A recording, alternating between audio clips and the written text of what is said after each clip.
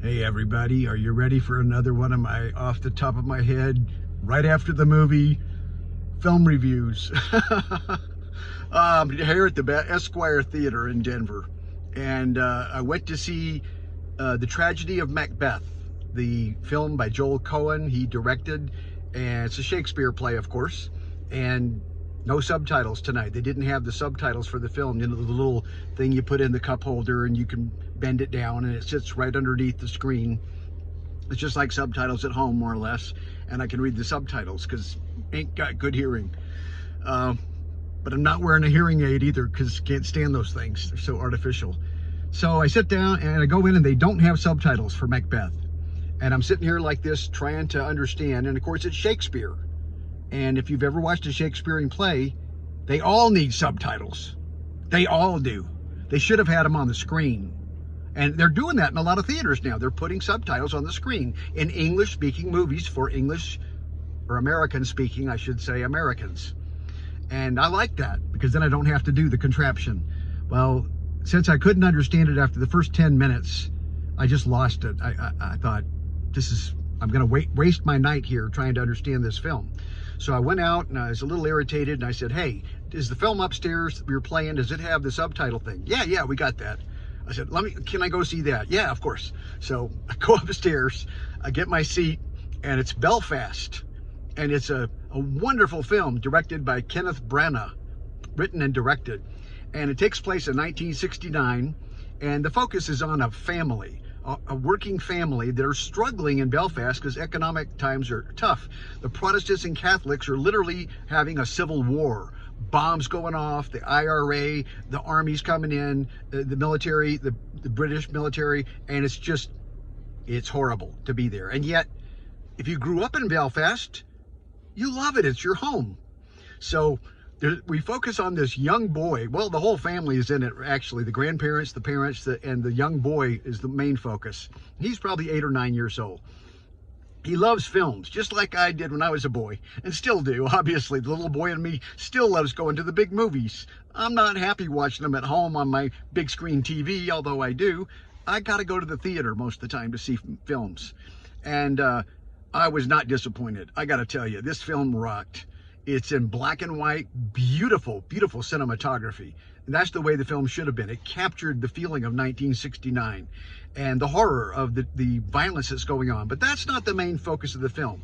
The violence is in the backdrop. You understand how it disrupts the lives of the people there, all the people, obviously. And yet, the young boy, he just, he's just a boy growing up. He's so funny. So many wonderful lines delivered by this boy that were just outrageous. And I laughed out loud. And once again, I'm the only one in the theater laughing. I don't know that other people, or maybe they're sitting there watching the movie and they're thinking about the New World Order or, what they're having for dinner tomorrow, or I don't know what. Doesn't seem like other people are as engaged with the film as me. I'm not bragging. I'm just saying I'm intensely involved with this movie. One of the guys over next to me had his cell phone on. And, I won't tolerate that. The guy, two guys, and they're much bigger than me. I don't care. I'm 5'5", 140 pounds, wet. And I look over at him. Psst, psst, hey, could you mind putting that phone away? Well, what's your problem? I said, I'm trying to watch the movie. The guy puts the phone away because he knew better. He knew you're not supposed to be flashing a cell phone in a movie. Come on. This is 2022. That's just basic courtesy, folks.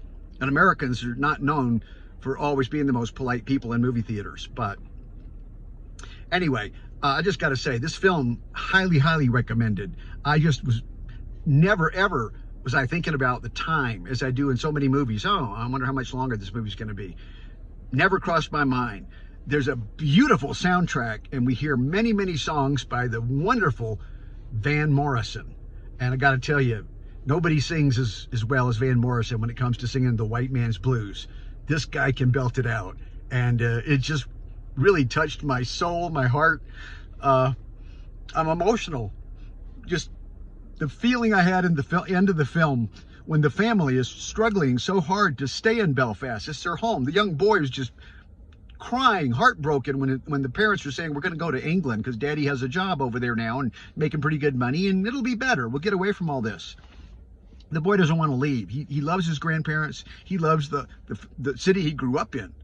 And so we see at the end of the film, you know, I don't want to give it all away, but basically just, it's a wonderful, heartwarming film. I've seen so many good films this week. I keep saying, this is the best film. This is the best film. Well, guess what? Belfast so far has hit the roof. It is the best film. Although I really like Nightmare Alley, but that's a very, very dark film. And that's only going to appeal to certain audiences that like horror movies, basically, or psychological thrillers that have a little bit of, you know, violence in it and creepy stuff. So while I did enjoy that film, and it's not really the kind of movie I go to generally, but this was so well produced and filmed by Guillermo del Toro and was so well acted, I got to give that really high marks. But Belfast, that really won me over. That's one to see. Belfast. Check it out.